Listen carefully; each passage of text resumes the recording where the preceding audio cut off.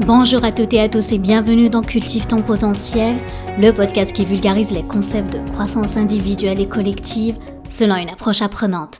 Je m'appelle Lamia Rarbo, business et life coach certifiée, et aujourd'hui dans ce 51e épisode, on va parler avec une ingénieure. C'est une entrevue avec Madame Marilyn Provost-Gauthier, qui est chef de projet pour le ministère de l'Environnement au Québec. Avant de vous partager l'entrevue, j'ai eu le plaisir de l'interviewer il y a quelques semaines et Marilyn a vraiment une soif de partager son expérience avec vous. Avant de vous partager l'entrevue, je voulais vous faire un petit clin d'œil par rapport d'ailleurs au thème qu'on va aborder avec Marilyn, qui est beaucoup lié à la place de la femme, à comment justement briser les plafonds de verre dans une organisation à majorité masculine. Et je voulais faire le lien avec mon prochain webinaire gratuit que je vais offrir vendredi prochain. C'est le vendredi 5 mai. C'est 30 minutes de webinaire. C'est un petit format, en format atelier-discussion autour de la thématique comment justement briser les plafonds de verre. C'est destiné à toutes les femmes et toutes les personnes qui veulent assumer leur ambition, qui veulent développer leur carrière, développer leur rôle d'influence au sein de leur organisation. Donc n'hésitez pas à vous inscrire, allez-y sur altine.com. Je mettrai le lien pour l'inscription directement sur mon site internet. Je vous laisse découvrir mon entrevue avec Marilyn. Alors j'ai le plaisir aujourd'hui d'avoir une entrevue géniale. Vraiment, j'avais hâte aujourd'hui de faire cette entrevue parce que c'est une personne, comme je l'ai dit en introduction, la richesse en fait d'un entrepreneur, c'est pas l'argent qu'on gagne ou le nombre de clients qu'on est capable de faire, mais c'est pas ça du tout. En fait, c'est la richesse des relations entretenir. Quand j'ai rencontré Marilyn, j'ai eu une sorte de connexion avec elle, donc j'ai vraiment hâte pour échanger avec toi. Donc je te laisse la parole, je te laisse t'introduire. Bonjour, oui, bonjour tout le monde. Je suis bien contente d'être ici aujourd'hui. C'est la première fois que je fais un podcast. C'est enrichissant pour moi aujourd'hui de tester cette expérience. Je m'amuse à faire toutes sortes de choses dans la vie, dont des expériences comme aujourd'hui, d'être avec toi avec le podcast. Ben, dans le fond, moi, je suis ingénieur mécanique. Je suis chargée de projet aussi, donc je m'occupe des projets quand même d'envergure pour des barrages au Québec. Travaille à travers beaucoup des gars, je te dirais. Donc, je suis dans un domaine non traditionnel, en fait. Masculin. Puis, masculin, ouais, c'est ça, exact. Ben, en fait, j'ai toujours eu un parcours qui était non traditionnel, je te dirais, toute ma vie. Fait Atypique. que, ouais, atypique. Mm. J'ai joué au hockey, gardienne de but. Ensuite, avec une équipe de garçons. Ensuite, j'ai fait une technique en génie mécanique. J'étais seule de fille dans une technique de génie mécanique. Ensuite, bon, j'ai tellement eu un coup de cœur, j'ai continué, puis je suis allée en génie à l'université. Fait que c'est ça mon parcours. Puis j'ai beaucoup d'implications. Fait que je m'implique aussi avec l'Ordre des ingénieurs du Québec. Faut dire aux auditeurs que c'est là que je t'ai connue. On le sait que pour être entrepreneur, l'idée c'est de développer la richesse des relations et le réseau. C'est là que j'ai connu Marilyn justement parce que on est toutes deux bénévoles pour l'Ordre des ingénieurs. Donc je te laisse continuer, Marilyn. Tout à fait, oui. C'est là qu'on s'est rencontrés, puis c'est là que j'avais envie de faire une expérience avec toi, de faire un podcast aujourd'hui. En fait, moi, là, dans mon parcours de travail, au marché du travail, pour moi, là, ça a commencé, là, j'étais timide, j'étais seule dans mon coin, puis j'analysais beaucoup autour de moi. Puis j'avais pas le courage de faire des relations puis de faire du réseautage. Je vais te parler un peu de comment que je vois les choses. C'est que, tu sais, c'est important la connaissance de soi, mais en écoutant les autres, à regarder les autres. Plus tu regardes qu'est-ce qui se passe autour de toi, plus tu vas mieux te comprendre et mieux te connaître, puis de savoir où est-ce que tu es dans la vie. C'est un peu de regarder l'environnement. C'est un peu ça que j'ai fait dans la vie. Au départ, là, quand j'ai commencé à travailler, j'étais très timide, je me suis pas impliquée, j'étais gênée. Ça me manquait, j'avais envie de le faire, mais j'étais pas capable de le faire. J'avais envie de donner, en fait, beaucoup. Mais je sentais pas d'avoir le courage de le faire. Mais plus ça allait, plus j'avais confiance en moi, plus j'avais d'expérience, plus j'avais envie de pouvoir m'impliquer. Puis c'est aujourd'hui, ça fait pas très bien longtemps là, que je m'implique puis que je suis partout. Tu sais, je m'implique ici, je suis présidente d'un OBNL aussi dans mon quartier. Je m'implique à organiser des activités. Moi, c'est beaucoup social. Je suis dans le club social aussi de mon entreprise. Je m'implique beaucoup à donner pour les autres. C'est tellement gratifiant, je te dirais, c'est ça. C'est ça qui est ma richesse. C'est ça, tu sais, de voir que je donne pour les autres. Après ça, j'ai du retour, mais tu sais, du retour que les gens disent « Ah, merci, merci », puis ils apprécient beaucoup. C'est ça ma richesse. Fait que c'est de faire des relations humaines avec les gens, de faire du réseautage. Hey, j'apprends à te connaître. C'est tout bonnement, par exemple, de faire des activités sociales pour le voisinage. Ben, j'apprends à connaître que mon voisin, c'est un électricien. Ben, il est content que j'aille donner, mettons, faire des activités. Ben, si j'ai besoin d'un électricien, ben, il vient me voir puis il vient m'aider à la maison gratuitement, par exemple. Mais ça, c'est des petits des petits trucs qui fait que ça t'enrichit dans la vie. Autre chose, je reviens en fait sur la connaissance de soi. Je te dirais que l'intelligence émotionnelle, c'est quelque chose qui manque beaucoup dans notre éducation. Ah, je suis tellement d'accord avec toi. Mais mettons, à l'école, ma fille qui a 7 ans, à l'école, tu sais, dès la garderie, ils commencent déjà à parler de ça, les années 80-90, où là, ça, on parlait pas d'émotions. On parlait pas d'émotions au travail, on parlait pas d'émotions à l'école. À l'école, on nous dit comment, on nous présente le savoir-faire, mais jamais le savoir-être. Exactement. Le savoir-être peut tellement changer dans ta vie de mieux te connaître. C'est quand je parle de connaissance de soi, l'intelligence émotionnelle, on a deux sphères. On a le rationnel et on a les émotions. Puis bien souvent, on travaille, des fois, bien souvent, on travaille beaucoup sur les émotions. De façon spontanée, par exemple, on réagit. Puis au travail, là, moi, je travaille beaucoup avec des collègues en équipe, sous pression, par exemple. Puis des fois, on réagit sur les émotions. Puis des fois, il faut qu'on fasse un savoir-être. Il faut apprendre le savoir-être pour, après ça, dire, OK, hey, tu vas t'excuser à ton collègue. Hey, j'ai peut-être été raide avec toi, je m'en excuse. Faut que tu apprennes, dans le fond, à travailler sur reconnaître toi, tes émotions à toi, pour bien te comprendre, pour après ça, tu vas mieux réagir autour de toi, auprès des autres. Mais quand que ça, je te dirais, cet outil-là, t'as comme des approches de travail qui est beaucoup plus adaptées pour chacune des personnalités qu'il y a autour de toi. Puis ça, là, je te dirais, quand on a une belle... après ça, ça crée des belles esprits d'équipe. C'est facile d'avoir, après ça, du travail de fun, puis que ça se déroule bien. Tout à fait. Ensuite, si je peux continuer à renchérir. C'est vrai, oui. Parce que tout à l'heure, tu as parlé d'un exemple, une situation où vous travaillez en pression, vous êtes un groupe, puis ici, ce qu'on peut observer, c'est que c'est le naturel qui rentre. Tu sais, quand on est sous pression, on est fatigué émotionnellement ou même fatigué physiquement. Ce qui se passe, c'est qu'on a ce qu'on appelle des réactions automatiques. Donc, parce que on ne sait pas réagir aux émotions qui nous envahissent. Donc, en fait, l'intelligence émotionnelle, comme tu l'expliques, vient en fait développer nos soft skills, nos aptitudes, nos comportements, nos compétences face à la réaction aux émotions.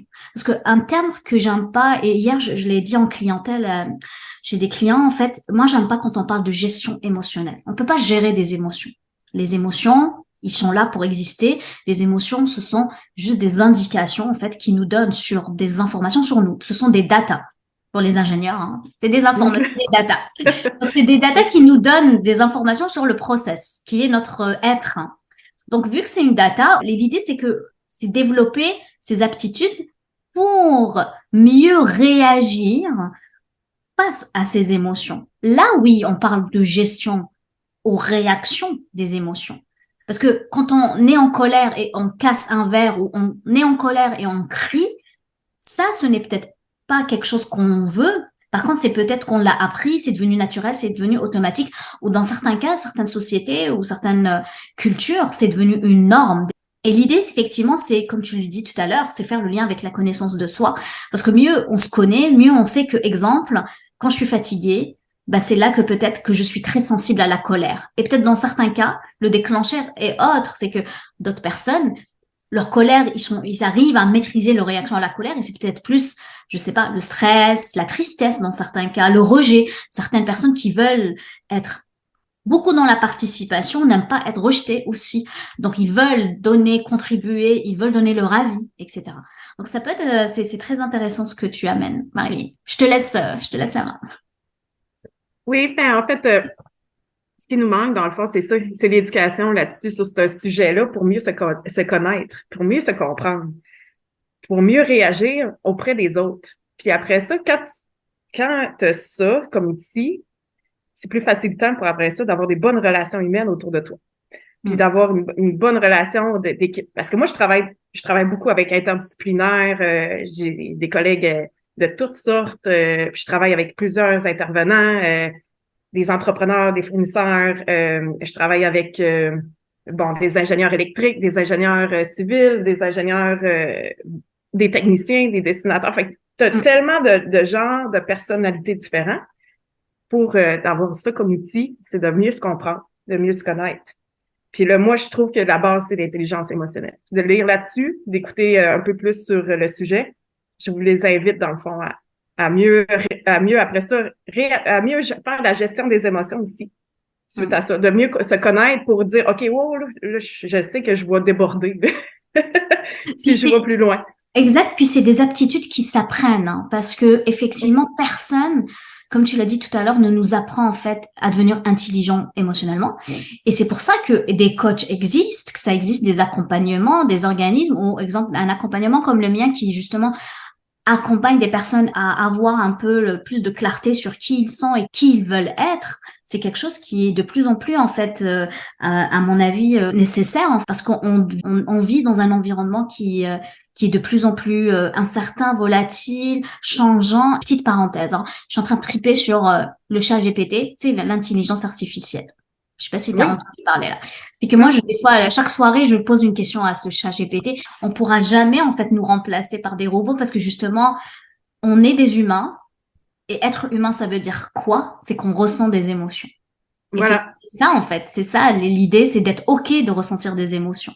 Et surtout, j'ai une question pour toi. Vu que ton expérience est vraiment dans un environnement très masculin, traditionnel, puis tu le dis, tu es entouré d'hommes, comment, à ton avis, c'est quoi la perception que tu as sur leur intelligence émotionnelle? Quelle serait... La différence avec les femmes puis les hommes. Oui. Okay. En fait, ils me respectent beaucoup, mais ça n'a pas été facile au début. Je te dirais, ça, je peux vous parler de mon expérience de, tu sais, au début, là, OK, bon, j'ai pris de l'expérience dans le marché. Fait que j'ai pris un peu plus de place. Donc, j'ai eu beaucoup plus de confiance en moi. Puis là, OK, oui, faut comprendre que quand tu es une fille dans un domaine non traditionnel, il faut avoir quand même un caractère. Tu sois capable de faire ta place, entre guillemets. Dans le sens que faut que tu aies une bonne force de pouvoir travailler avec les hommes parce que il y en a certains encore qui ont des perceptions que les femmes devraient être à la maison. Incroyable. On est en 2023. Puis on est au Québec.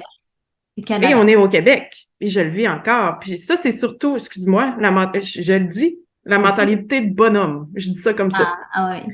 Les messieurs d'un certain âge, c'est la religion qui ont fait ça, que la religion disait la femme est au foyer, s'occupe des enfants, l'homme travaille.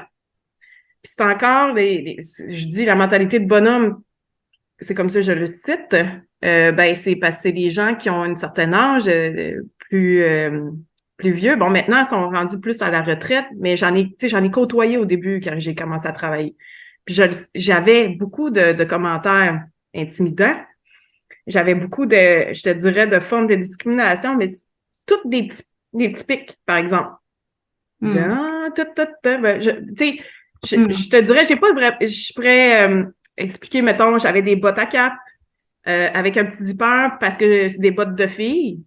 Puis là, il a regardé mes bottes et il disait ah, t'as un petit zipper. Puis là, voyons, qu'est-ce qu'il y a, mes bottes? Tu sais, puis bref, tu sais, ils veulent je sais pas, ils veulent ils veulent te dire des commentaires en te taquinant, mais jamais Dans la confrontation, c'est ce que je comprends.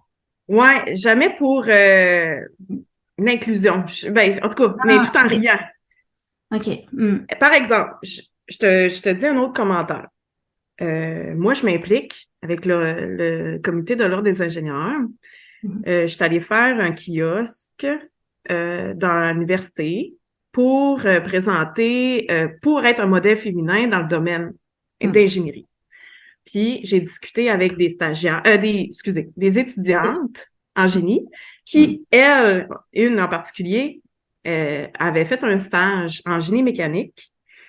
Puis, elle me racontait qu'elle aussi, elle vivait encore des formes de discrimination. Par exemple, elle était arrivée, première journée ou peu importe, la première fois qu'elle rencontre quelqu'un, l'homme lui dit, «Ah, une nouvelle femme de ménage.»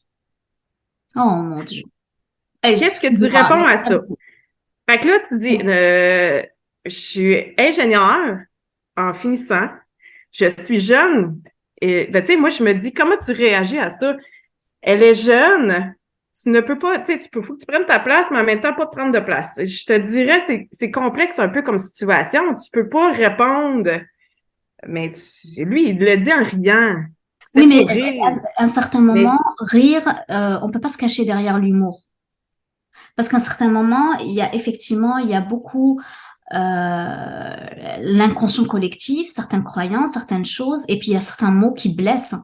Tu sais, les mots peuvent être des fenêtres ou des murs, hein. Là, en faisant cette blague, qui lui seul trouve drôle, j'imagine, tu viens en fait déstabiliser une jeune personne, et on le sait au début, quand on est jeune finissant, puis on veut faire son premier stage, c'est quand même beaucoup intimidant parce que tu sais que tu es peut-être incompétence par rapport à l'expérience, par rapport à ce stage-là.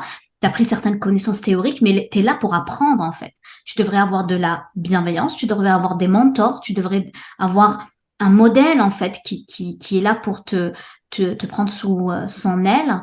Et c'est incroyable parce que en plus ce que tu dis, Marilyn, c'est assez récent parce que tu m'as déjà raconté cette histoire. Je pense que c'est assez récent. C'est même pas, c'est pas dans les années 2000 hein, ce qui s'est passé. Et je trouve cet été, c'est cet été 2022. Donc mais c'est intéressant ce que quand même ce que je regarde. Mettons si on regarde un peu, si je mets mes lunettes roses, puis le côté optimiste, c'est que là tout ce que fait justement l'ordre des ingénieurs en mettant des kiosques, en mettant en avant des pairages comme ça, parce que toi, c'est ça, tu étais là en fait pour accompagner, faire ce kiosque-là. Donc, peux-tu rappeler juste le nom du kiosque?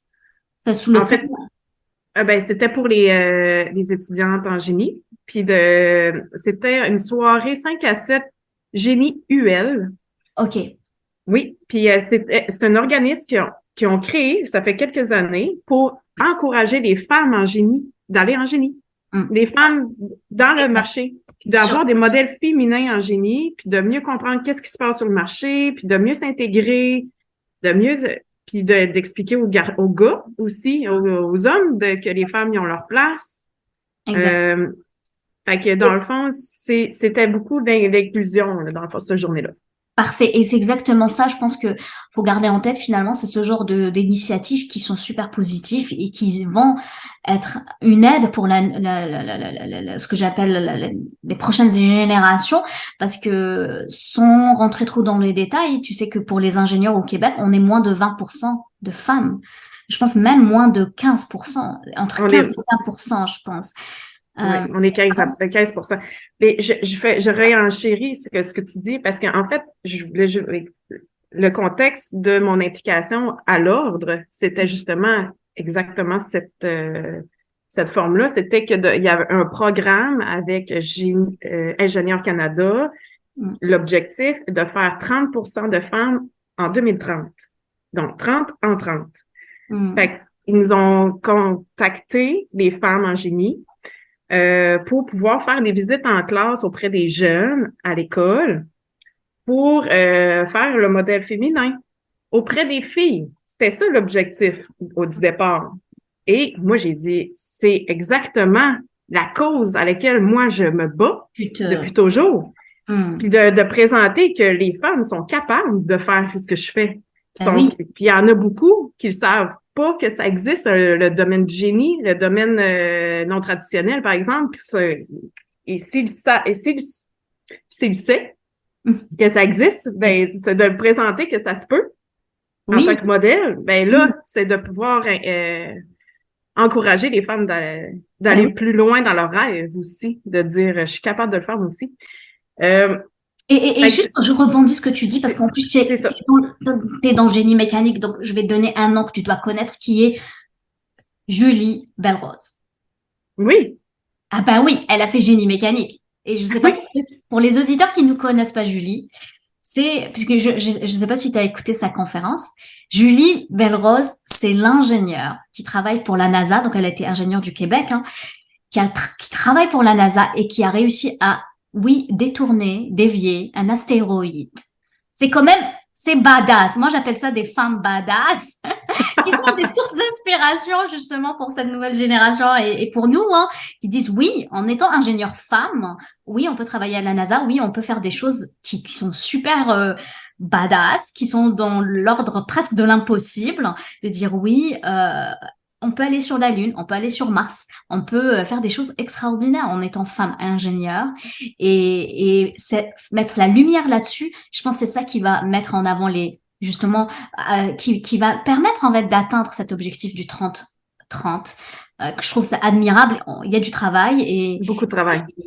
Oui, puis c'est pour ça que je m'implique pour pouvoir dire let's go, t'es capable. Puis j'ai justement en jasant avec les étudiantes, il était fasciné à m'écouter parce qu'on parlait beaucoup de voir comment ça se passe sur le marché, puis je les ai rassurés. Je sais que vous êtes, juste le fait d'aller dans un domaine non traditionnel, de vouloir essayer, par exemple, le génie industriel, j'en ai rencontré un génie mécanique. Je leur ai dit, juste ça, c'est d'avoir un caractère, de vouloir aller dans le domaine non traditionnel, mais après ça, ça va se dérouler par l'expérience. Plus tu as de l'expérience, plus tu as de confiance en toi. Puis j'ai vu, je te dirais, les femmes en génie, ils ont beaucoup plus de leadership. J'ai senti tellement de leadership, là, j'ai dit, ils vont aller loin dans la vie, juste en leur jasant de vouloir faire une connaissance, un réseautage. Ils ont fait du réseautage avec moi. Ben Et oui. j'ai dit déjà de vouloir venir me parler, qu'ils sont pas gênés à venir me parler, intimidés ou peu importe. J'ai senti tout de suite, ils vont aller loin. Parce que moi-même, à même âge, par exemple, étudiante, je m'impliquais pas, j'allais pas dans des soirées comme ça, je restais dans ma petite bulle, je faisais mes petites affaires. On faisait les devoirs, on faisait les devoirs, puis les devoirs, on travaillait. Je travaillais. Il fallait bosser, il fallait réussir ses tests. Et voilà, c'est tout. Ah oui, moi aussi, c'est tellement pareil. J'ai vu qu'il y avait beaucoup de potentiel. Oui, parce que il y a aussi la communication. Moi, je les trouve super bonnes dans la communication, de comment se présenter. Tu sais, la confiance en soi est quelque chose qui est effectivement qui est peut-être présent et moi, je vois aussi de belles choses qui vont arriver pour les prochaines générations. Je vais un peu plus loin sur, tu sais, dans le confiance en soi. Je vois un autre outil, peut-être, de confiance en soi. Je m'implique beaucoup parce que j'ai des reconnaissances de ce que je fais. Plus tu as de reconnaissance, plus tu as de gratitude, plus tu as confiance en soi. Moi, c'est ce que j'ai ressenti. Fait que c'est pour ça que je suis rendue, que je m'implique un peu partout, puis je fais toutes sortes de choses. Puis la reconnaissance, là, c'est tellement important. Que ce soit les employeurs, que ce soit toi qui fais des activités, tu donnes du temps, tu fais de la bénévolat, tu t'impliques, tu vas faire du réseautage, tu vas voir du monde. Tu as de la reconnaissance, tu as de la gratitude en retour. Ça te donne la confiance en soi pour aller plus loin, puis d'être capable après ça d'avoir une belle influence. Oui, c'est ça. Et leadership dans ton travail. Exactement. J'aime beaucoup ce que tu dis parce qu'on est quand même des animaux sociaux. Je pense pas qu'un jour on pourra jamais se dire « Oh, j'ai pas besoin de l'autre pour être reconnu dans mon travail ». On a besoin de cette connexion. On est tous des connectés, on est tous des êtres connectés les uns des autres. Donc effectivement, quand on est tout à l'heure, tu avais parlé de cette énergie de donner pour recevoir.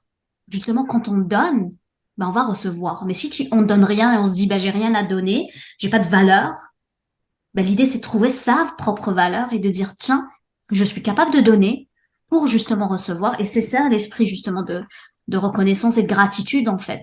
Très très riche pour développer son leadership, son rôle d'influence personnel et professionnel, hein, parce que je pense l'alignement vient de là. J'imagine dans ta vie, tu as parlé tout à l'heure de voisins. Ce que j'aime bien et ce que j'entends beaucoup chez toi, c'est qu'il y a une sorte d'alignement entre ta vie professionnelle et ta vie personnelle. Genre t'es pareil, t'as pas de distinction à faire en fait. Est-ce que j'ai bien, est-ce que j'ai raison ou pas? Ah oui, oui, oui, tout à fait. Je m'implique aussi dans le comité des parents à l'école de À mes l'école, enfants. ben c'est ça. J'ai plein de comités, mais ça me permet aussi, tu sais, il y a une structure dans les comités, par exemple, un OBNL, bon, on a la structure d'administration, ben ça me permet d'avoir une structure d'administration pour plus tard dans mon travail, de savoir les étapes d'administration, par exemple, d'un projet. Fait que, tu sais, c'est un peu, c'est parallèle, je te dirais, même si c'est des activités qu'on organise sociales. Ok. C'est...